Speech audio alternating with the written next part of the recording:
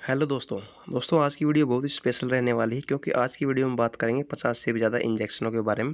साथ में आपको ये भी बताएंगे कि ये इंजेक्शन किस बीमारी में इस्तेमाल किए जाते हैं। तो आप सभी से रिक्वेस्ट करेंगे वीडियो को आप पूरा देखें। तो चलिए दोस्तों वीडियो हम स्टार्ट कर लेते हैं बिना टाइम वेस्ट करते हुए। तो दोस्तों पहला हमारा इंजेक्शन यहाँ पर इंसुलिन का रहने वाला है। तो दोस्तों इंसुलिन इंजेक्शन का प्रयोग तब किया जाता है जब ब्लड में ग्लूकोज का लेवल बढ़ जाता है। तो ब्लड में ग्लूकोज का लेवल बढ़ने के टाइम पे इंसुलिन इंजेक्शन का उपयोग किया जाता है ताकि ब्लड का जो ग्लूकोज का लेवल है वो कंट्रोल हो सके, इंसुलिन उसको कंट्रोल कर सके। तो इंसुलिन इंजेक्शन का इस्तेमाल ब्लड ग्लूकोज लेवल को कंट्रोल करने के लिए किया जाता है।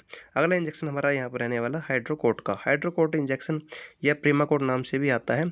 यह एक स्टेरॉइड इंजेक्शन होता है। इस इंजेक्शन का प्रयोग है जो अगर किसी को ज़्यादा एलर्जी की प्रॉब्लम है तो उसमें इसका प्रयोग किया जाता है। अगर किसी को सूजन है, सूजन में भी इस इंजेक्शन का इस्तेमाल किया जाता है।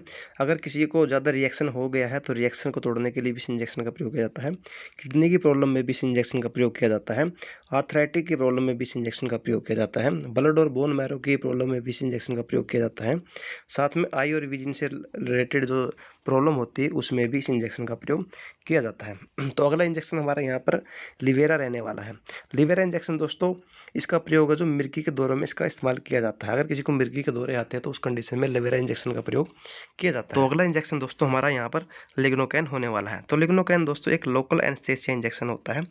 यह इंजेक्शन उस टाइम लगाया जाता है जब किसी बॉडी पार्ट को सुन्न करना हो, यानी अगर कहीं चोट लग गई है, अगर उस टाइम स्टिच लगाते हैं, स्टिच लगाने से पहले इस इंजेक्शन का प्रयोग किया जाता है ताकि जो पार्ट कटा हुआ है वहाँ पर दर्द ना हो, स्टिच आराम से लग सके। यानी इसका प्रयोग मुख्यतः जो हमारी बॉडी पार्ट होता है उसको सुन्न करने के लिए इसका इंजेक्शन का इस्तेमाल किया जाता है। तो अगला इंजेक्शन हमारा यहाँ पर ऑक्सीटोसिन रहने वाला है। तो दोस्तों ऑक्सीटोसिन इंजेक्शन, ये इंजेक्शन डिलीवरी के टाइम इसका इंजेक्शन का उपयोग किया जाता है।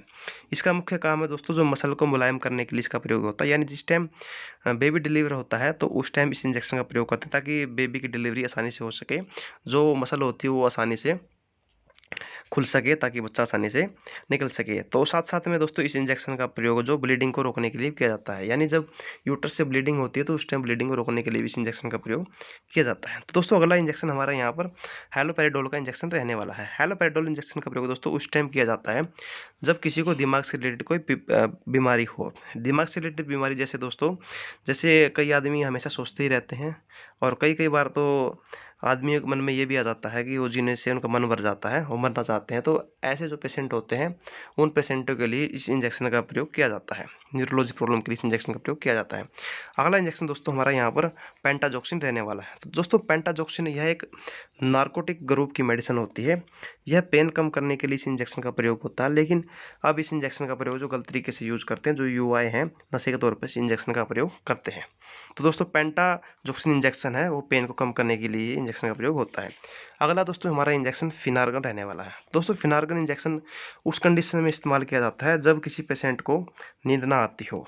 किसी को अगर इंसोम्निया की प्रॉब्लम है तो उसको नींद ना आने की प्रॉब्लम में इस इंजेक्शन का प्रयोग किया जाता है। इस इंजेक्शन से आदमी का जो मन शांत हो जाता है, दिमाग शांत हो जाता है और उसको आसानी से नींद आ जाती है। साथ के साथ में दोस्तों यह एलर्जी में भी इस इंजेक्शन का प्रयोग किया जाता है। अगर किसी को साइड इफेक्ट हो गया है, अगर किसी को रिएक्शन हो गया है तो उस कंडीशन में भी इस इंजेक्शन का प्रयोग किया जाता है। दोस्तों अगला इंजेक्शन हमारा यहाँ पर लाइबेटोल का रहने वाला है। दोस्तों इस इंजेक्शन का प्रयोग जो हाइपरटेंशन के पेशेंटों में किया जाता है। यानी अगर किसी का बीपी बढ़ा हुआ है तो उस कंडीशन में इस इंजेक्शन का प्रयोग करते हैं।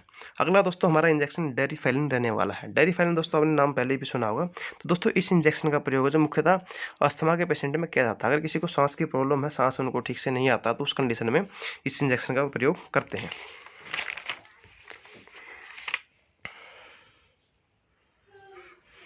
अगला दोस्तों हमारा इंजेक्शन फेनिटोइन रहने वाला है। फेनिटोइन यानी दोस्तों एपेटोइन। तो दोस्तों ये एपेटोइन नाम से भी आता है, इसके अंदर जो साल्ट होता है वो साल्ट होता है फेनिटोइन नाम से। तो दोस्तों इस इंजेक्शन का प्रयोग भी मिर्गी के दौरों में ही किया जाता है। अगर किसी को मिर्गी के दौरे आते हैं तो उस कंडीशन में इस इंजेक्शन का प्रयोग करते हैं। अगला दोस्तों हमारा इंजेक्शन मिडाजोलम रहने वाला है। तो दोस्तों मिडाजोलम इंजेक्शन है, इसका प्रयोग भी मिर्गी के दौरे में किया जाता है। इस इंजेक्शन को लगाने के बाद में पेशेंट का जो दिमाग को शांत हो जाता है, उसको नींद आ जाती है और उसको जो मिर्गी के दौरे की प्रॉब्लम है इसमें उनकी ठीक हो जाती है। तो दोस्तों अगला इंजेक्शन हमारा यहाँ पर नोरेड इंजेक्शन होने वाला है। तो दोस्तों नोरेड इंजेक्शन उस टाइम पे यूज किया जाता है जब किसी पेशेंट का बीपी कम हो गया। यानी अगर किसी पेशेंट का बीपी लगातार घटता जा रहा है, तो उस कंडीशन में जीवनदान के तौर पे इस इंजेक्शन का प्रयोग किया जाता है ताकि उसका बीपी लेवल में आ सके। तो दोस्तों अगला इंजेक्शन हमारा यहाँ पर डोपामाइन रहने वाला है। तो दोस्तों डोपामाइन इंजेक्शन उस कंडीशन में प्रयोग करते हैं जब किसी पेशेंट का हार्ट फेलियर की प्रॉब्लम आती है, यानी अगर किसी का बीपी लगातार गिरता जाता है तो उस कंडीशन में इस इंजेक्शन का प्रयोग करते हैं। तो दोस्तों अगला इंजेक्शन हमारे यहाँ पर निट्रोग्लिसरीन का रहने वाला है। तो दोस्तों निट्रोग्लिसरीन इंजेक्शन उस टाइम इस इंजेक्शन का प्रयोग किया जाता है जिन पेशेंटों में हार्ट से रिलेटेड कोई डिजीज हो, उसमें इसका प्रयोग करते हैं। यानी जब किसी पेशेंट को हार्ट अटैक की प्रॉब्लम होती है तो उस कंडीशन में इस इंजेक्शन का प्रयोग किया जाता है। तो दोस्तों अगला इंजेक्शन हमारा डायजापाम रहने वाला है। तो डायजापाम इंजेक्शन दोस्तों उस डिजीज में प्रयोग किया जाता है जब कोई पेशेंट ज़्यादा चिंता में रहता हो या फिर वो शराब छोड़ना चाहता हो, तो शराब छोड़ने की कंडीशन में उस इंजेक्शन का प्रयोग करते हैं ताकि उसको ज़्यादा चिंता ना हो, आराम से रिलैक्स हो सके, तो उस कंडीशन में इस इंजेक्शन का प्रयोग होता है। तो दोस्तों अगला इंजेक्शन हमारा एट्रोपिन रहने वाला है। एट्रोपिन इंजेक्शन का प्रयोग हार्ट बीट को नॉर्मल रखने के लिए किया जाता है, यानी अगर किसी की हार्ट की जो रेट है वो 60 से कम आ जाती है तो उस कंडीशन में एट्रोपिन इंजेक्शन को लगाते हैं ताकि उसकी हार्ट बीट जो बढ़ जाए। दोस्तों अगला इंजेक्शन हमारा यहाँ पर लैसिक्स का रहने वाला है। लैसिक्स यानी दोस्तों फ्रूसामाइड, इसके अंदर साल्ट होता है। तो दोस्तों इस इंजेक्शन का प्रयोग उस टाइम किया जाता है जब किसी का बीपी बढ़ा हुआ होता है, यानी अगर किसी का बीपी 130 से ऊपर चला गया है तो उस कंडीशन में इस इंजेक्शन का प्रयोग करते हैं ताकि जो पेशाब का प्रेशर वो बढ़ जाए, पेशाब के प्रेशर के साथ साथ में ब्लड प्रेशर वो घट जाए, तो उस कंडीशन में इस इंजेक्शन का प्रयोग करते हैं। तो दोस्तों अगला इंजेक्शन हमारे यहाँ पर डिजॉक्सिन रहने वाला है। तो दोस्तों डिजॉक्सिन इंजेक्शन हार्ट फेलियर के पेशेंटों में इसका प्रयोग किया जाता है। अगर किसी को दिल की धड़कन कभी घट रही है, कभी बढ़ रही है, इर्रेगुलर उसकी दिल की धड़कन हो रही है, तो उस कंडीशन में डिजॉक्सिन इंजेक्शन का प्रयोग करते हैं। दोस्तों अगर अगला इंजेक्शन हमारा इंजेक्शन केसीएल रहने वाला, यानी पोटाशियम क्लोराइड हमारा अगला इंजेक्शन रहने वाला है। अगर किसी पेशेंट में पोटाशियम की कमी होती है तो पोटाशियम लेवल को बढ़ाने के लिए इस इंजेक्शन का प्रयोग करते हैं। अगला इंजेक्शन दोस्तों हमारा यहाँ पर कैल्शियम ग्लूकोनेट का रहने वाला है। दोस्तों यह इंजेक्शन उन पेशेंटों में लगता है जो पेशेंट हाइपोकैलेमिया के पेशेंट होते हैं, यानी जिनके अंदर कैल्शियम की मात्रा कम होती है, उनमें कैल्शियम की मात्रा को बढ़ाने के लिए, कैल्शियम की मात्रा लेवल में लाने के लिए इस इंजेक्शन का प्रयोग करते हैं। दोस्तों अगला इंजेक्शन हमारे यहाँ पर सोडियम कार्बोनेट का रहने वाला है। यानी दोस्तों यह इंजेक्शन हाइपरकैलेमिया के पेशेंटों में इसका इस्तेमाल होता है, जिनमें पोटाशियम की मात्रा बढ़ जाती है, उनको लेवल में लाने के लिए इस इंजेक्शन का प्रयोग करते हैं। तो दोस्तों अगला इंजेक्शन हमारा रहने वाला है अब्डोमिनल पेन के लिए। तो दोस्तों जो अब्डोमिनल पेन के लिए इंजेक्शन इस्तेमाल होते हैं वो इंजेक्शन मैं आपको इसमें बताऊंगा। दोस्तों अब्डोमिनल पेन के लिए यानी पेट दर्द के लिए इंजेक्शन, सबसे पहला इंजेक्शन होता है पेट दर्द को कंट्रोल करने के लिए डिसाइक्लोमाइन का। दोस्तों डिसाइक्लोमाइन इंजेक्शन आप लगा सकते हो जब भी किसी को पेट का दर्द हो। अगला इंजेक्शन दोस्तों पेट दर्द का रहने वाला है हायोसिन का, यानी दोस्तों बस्कोगास्ट भी इसको बोल देते हैं। तो हायोसिन इंजेक्शन भी पेट दर्द में इस्तेमाल होता है। अगला इंजेक्शन दोस्तों यहाँ पर ड्रोटावेरिन का रहने वाला है। ड्रोटावेरिन इंजेक्शन भी पेट दर्द के लिए इस्तेमाल होता है।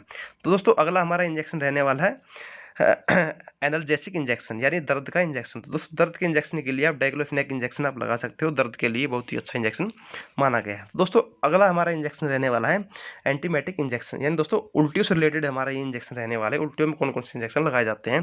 दोस्तों उल्टियों में सबसे पहले इंजेक्शन लगता है एमसेट का। तो दोस्तों एमसेट के अंदर ओंडास्टोन, इसके अंदर साल्ट होता है। तो दोस्तों ये इंजेक्शन है जो उल्टी की समस्या को रोकने के लिए इस इंजेक्शन का प्रयोग करते हैं। डोमपेरिडोन इंजेक्शन भी दोस्तों उल्टियों की प्रॉब्लम के लिए इसका इस्तेमाल होता है। ये भी अच्छा इंजेक्शन है उल्टियों को रोकने के लिए। अगला इंजेक्शन दोस्तों हमारा उल्टी के लिए होता है पेरिनोरम का। दोस्तों इसके अंदर मेटोक्लोप्रोमाइड, इसके अंदर साल्ट होता है। यह भी दोस्तों उल्टी की प्रॉब्लम को रोकने के लिए इसका प्रयोग करते हैं। उल्टी चक्कर को रोकने के लिए भी इस इंजेक्शन का इस्तेमाल करते हैं। तो दोस्तों अगला इंजेक्शन हमारे रहने वाले एंटीबायोटिक। एंटीबायोटिक में कौन कौन से इंजेक्शन है उसकी दोस्तों हम बात कर लेते हैं। एंटीबायोटिक में दोस्तों सबसे पहला इंजेक्शन होता है जेंटामाइसिन का। जेंटामाइसिन इंजेक्शन एक एंटीबायोटिक इंजेक्शन होता है। इस इंजेक्शन का प्रयोग दोस्तों सभी बीमारियों में इसका इस्तेमाल करते हैं, यानी अगर किसी को फीवर आता है तो बैक्टीरियल इन्फेक्शन में इसका प्रयोग करते हैं। अगर किसी का हाथ कट गया है तो उसको बैक्टीरियल इन्फेक्शन खत्म करने के लिए इसका प्रयोग करते हैं। किसी को पस हो गया तो उस कंडीशन में इसका प्रयोग करते हैं। एलर्जी में इस इंजेक्शन का उपयोग करते हैं। तो दोस्तों अगला इंजेक्शन हमारा एंटीबायोटिक रहने वाला है अमीकासिन। तो अमीकासिन का भी काम दोस्तों यही होता जो मैंने जेंटामाइसिन का बताया, इसको भी इसी के लिए काम के लिए इसका इस्तेमाल करते हैं। अगला इंजेक्शन दोस्तों हमारा एंटीबायोटिक मोनोसेफ इंजेक्शन रहने वाला है। इसके अंदर दोस्तों सेफ्ट्रोक्सिन, इसके अंदर साल्ट होता है। तो दोस्तों ये इंजेक्शन भी काफ़ी पॉपुलर इंजेक्शन है, डॉक्टरों की पहली पसंद इस इंजेक्शन की। अगर किसी को टाइफाइड की दिक्कत है या फिर किसी को लगातार बुखार आता है या फिर अगर किसी का घाव भर नहीं रहा है तो उस कंडीशन में इस इंजेक्शन का प्रयोग करता है। तो इंजेक्शन काफ़ी दोस्तों हेल्पफुल इंजेक्शन रहता है। दोस्तों अगले इंजेक्शन की हम बात कर लेते हैं। अगला इंजेक्शन हमारे यहाँ पर एंटी एलर्जिक इंजेक्शन रहने वाले हैं। दोस्तों एंटी एलर्जिक इंजेक्शन इंजेक्शन में सबसे पहले इंजेक्शन होता है एविल का। दोस्तों एविल का इंजेक्शन उस टाइम प्रयोग करते हैं जब किसी को सांस से रिलेटेड प्रॉब्लम हो, किसी को एलर्जी हो गई, मधुमक्खी ने काट लिया हो, या फिर दोस्तों और अन्य प्रॉब्लम के लिए इस इंजेक्शन का उपयोग करते हैं। दोस्तों अगला इंजेक्शन हमारे यहाँ पर डेक्सोना रहने वाला है। तो दोस्तों डेक्सोना एक स्टेरॉइड इंजेक्शन होता है। इस इंजेक्शन का इस्तेमाल दोस्तों सांस की प्रॉब्लम में करते हैं, एलर्जी की प्रॉब्लम में इसका उपयोग करते हैं, और भी दोस्तों कई अन्य इन बीमारियों में इस इंजेक्शन का उपयोग करते हैं। तो दोस्तों अगला इंजेक्शन हमारा बीटामेथासोन रहने वाला है। बीटामेथासोन भी दोस्तों स्टेरॉइड इंजेक्शन होता है। इस इंजेक्शन का ही प्रयोग दोस्तों बुखार में करते हैं, एलर्जी में करते हैं, रिएक्शन में करते हैं, और भी अन्य बीमारी में दोस्तों इन इंजेक्शन का प्रयोग करते हैं। तो दोस्तों अगला इंजेक्शन हमारा यहाँ पर गैस्ट्रिक से रिलेटेड रहने वाला है, यानी दोस्तों गैस की प्रॉब्लम में हमारे कौन कौन इंजेक्शन हम लगाते हैं वो इंजेक्शन यहाँ पर आगे रहने वाला है। तो दोस्तों पहला इंजेक्शन यहाँ पर रहने वाला है पेंटापैराजोल का। दोस्तों पेंटापैराजोल इंजेक्शन गैस की समस्या के लिए इस इंजेक्शन का प्रयोग करते हैं। अगर किसी को पेट में गैस बन गई है तो उस कंडीशन में दोस्तों इस इंजेक्शन का लगाते हैं। अगला दोस्तों इंजेक्शन रेंटिन रहने वाला। रेंटिन इंजेक्शन भी दोस्तों गैस की प्रॉब्लम से रिलेटेड होता है, गैस की समस्या को ये ठीक कर देता है। तो दोस्तों अगला इंजेक्शन हमारा यहाँ पर रहने वाला है ट्रेनेक्स का। तो दोस्तों ट्रेनेक्स इंजेक्शन, इस इंजेक्शन के अंदर दोस्तों ट्रेनेमिक एसिड इसके अंदर साल्ट होता है। तो दोस्तों इस इंजेक्शन का मुख्यतः प्रयोग ब्लीडिंग को रोकने के लिए किया जाता है। यानी अगर किसी को दोस्तों डिलीवरी के टाइम ब्लीडिंग होगी, अगर किसी को एक्सीडेंट के टाइम ब्लीडिंग हो रही है, ब्लीडिंग अगर किसी की नहीं रुक रही है, तो उस कंडीशन में दोस्तों इस इंजेक्शन का प्रयोग करते हैं। अगला इंजेक्शन दोस्तों हमारा इथमसाइलेट का रहने वाला। तो दोस्तों इस इंजेक्शन का प्रयोग ब्लीडिंग को रोकने के लिए ही किया जाता है। जैसे ट्रेनेक्स का इंजेक्शन का उपयोग होता है, वैसे इथमसाइलेट इंजेक्शन का ही प्रयोग ब्लीडिंग को रोकने के लिए किया जाता है। अगला दोस्तों हमारा इंजेक्शन मेथार्जिन इंजेक्शन रहने वाला है। तो दोस्तों यह इंजेक्शन भी ब्लीडिंग को रोकने के लिए इस इंजेक्शन का उपयोग किया जाता है। ये इंजेक्शन दोस्तों उस टाइम लगाया जाता है जब प्रेगनेंसी के टाइम में यूट्रस से ब्लीडिंग ज़्यादा बह रही हो, यूट्रस से ब्लीडिंग बंद होने का नाम ना ले रही, तो उस कंडीशन में दोस्तों मेथार्जिन इंजेक्शन का इस्तेमाल करते हैं। तो दोस्तों अगला इंजेक्शन हमारा यहाँ पर बोट्राफोस इंजेक्शन रहने वाला। तो दोस्तों इस इंजेक्शन का काम भी ब्लीडिंग को रोकने के लिए ही किया जाता है। तो दोस्तों आशा करता हूं कि आप सारे इंजेक्शन के बारे में समझ गए हो। दोस्तों अगर कोई मिस्टेक रह गई तो दोस्तों उसके लिए सॉरी। बाकी दोस्तों अगर वीडियो आपको अच्छा लगा तो चैनल को आप सब्सक्राइब करके जरूर जाइएगा, साथ में वीडियो को लाइक भी कर देगा, साथ में दोस्तों अपने दोस्तों के पास भी शेयर कर दीजिएगा ताकि उनको भी हेल्प मिल सके। तो चलिए दोस्तों मिलते हैं अगली वीडियो में, तब तक के लिए थैंक यू दोस्तों।